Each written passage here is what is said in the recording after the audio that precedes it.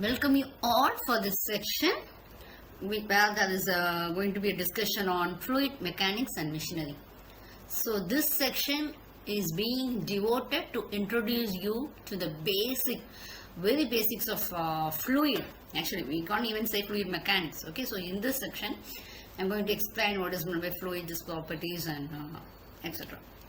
So actually this course is Fluid Mechanics of Machinery with subject code as CE8394, and you can see in the chart which I have been given, in the diagram which I have been given, we have 5 course outcomes and we are going to discuss about the first one. So that is, we are going to illustrate the basic properties of fluid and fluid statics. Okay, so that is what we are going to do, and we'll start with what is meant by a fluid. Now, we shall start the section now.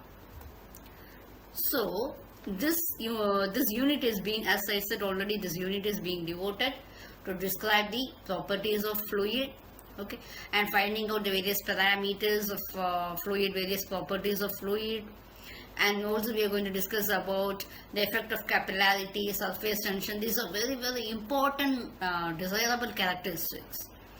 And also we are going to discuss about fluid statics and absolute gauge pressures and manometers, center of pressure buoyancy in the forthcoming sections. Today, we will be discussing about what's a fluid. See, normally matter will be existing in our nature, is in the sense it can be a solid state or otherwise it is a fluid state. Okay. And the fluid state is further divided into liquid and the gaseous states. So normally the problem with our people is when they think about the word fluid, they will be only referring to the water or any other liquid. We are not considering the gaseous. Normal people, they don't know the technical the properties associated with this fluid, and normally what you think fluid means, we just imagine the liquid alone. No, actually the fluid state is both divided into liquid and also the gaseous states. Normally we know there are 3 types of states. One is solid, one is liquid, and another one is gaseous. Okay, for example, water, which is in the liquid state, and what will happen when your temperature is reduced, it will be converting into ice, isn't it? So it is a solid state. Normally it is a liquid state.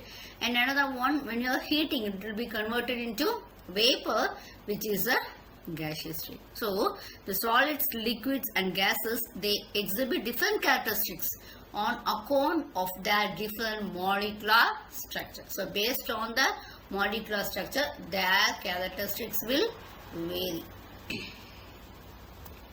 What is actually fluid? As I told already, you can see the diagram also. I have given fluid only. Fluid in this is liquid I have given. Okay, normally a fluid we just think is capable of flowing.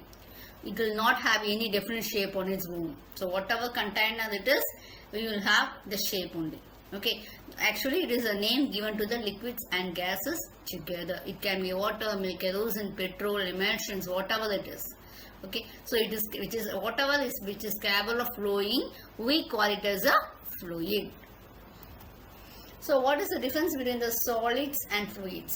Okay, for a solid state, what happens? The strain is proportional to the applied stress within the elastic limit. You know very well, within the elastic limit, on the removal of the force, the body will go on to the initial stage. Okay, so that is only the solid stage. What happens? The strain is proportional to the applied stress within the elastic limit. For the fluid, rate of strain is proportional to the applied stress. Okay, next one. In solid, strain is independent of the time during which the force is applied. Within elastic limit, the deformation will disappear whenever your force is removed. Okay. Here what happens? A fluid continues to flow as long as the force is applied and will not recover to the original form when the force is being removed. The liquid cannot move on to the original stage on the removal of the force. This is a very important difference between a solid and a fluid. And again, there is a difference between liquids and gases. Yes, they are both belong to the category fluid, but there are certain differences between liquids and gases. Liquids are incompressible. whereas gases are compressible. A given mass of liquid will occupy a fixed volume irrespective of the shape of the vessel and a free surface is formed. Isn't it? See, whenever you are pouring 500 ml water into a 1 liter bottle, it will occupy the 500 ml only up to that limit. But if you are having this gas, what happens? The gas will be occupying the full volume of the container. But actually the content will be the same, but it will be occupying the full volume of the container. So this tabular column is just to show you the difference between the solid, liquid and gases. So the intermolecular force will be very strong in the case of a solid, and we will have a weak intermolecular force in case of a liquid, and very weak intermolecular force in types of gases. Okay, so and the space will be less for solid, whereas the space that will be inversely proportional, and in the liquid will have a large molecular space and very large molecular space in the case of your gases. Okay, and solid will have a shape and volume, will have a definite shape and volume. This will not have a definite shape, but there will be a definite volume. In the case of gas, there is no definite shape and no definite volume, and the density will be high for solid when compared with your liquid and gases. And solid cannot be compressed. Liquid can be compressed, and it can be compressed to a certain extent, but gases can be highly compressed.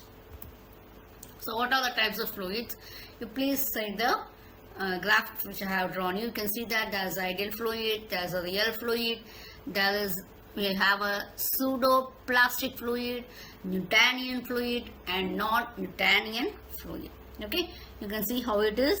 We are given the shear stress is given in the y-axis, and the shear strain or the velocity gradient is being presented along the x-axis. Okay, now we'll see.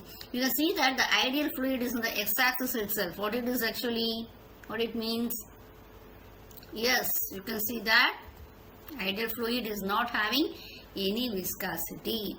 Okay, it is incompressible in nature and there is no viscosity. Actually, no fluid is practically ideal. It's an imaginary. There is no fluid is existing as ideal fluid. Okay, you can see the flow of a ideal fluid. The diagram is depicting the flow of a viscous fluid. Okay, so ideal fluid is actually we are imagining as a fluid, but it is not existing in real practice.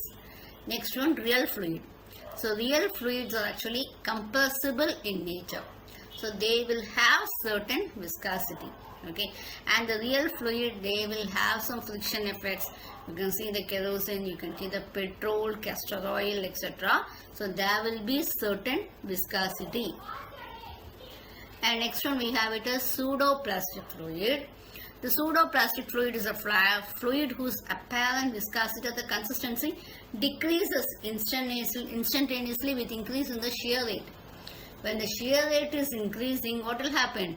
Your viscosity will be decreasing. See, for example, can you just have this quicksand? How it will be? You can just see the ketchup, etc. So the apparent viscosity will be decreasing with increase in the shear rate. Okay.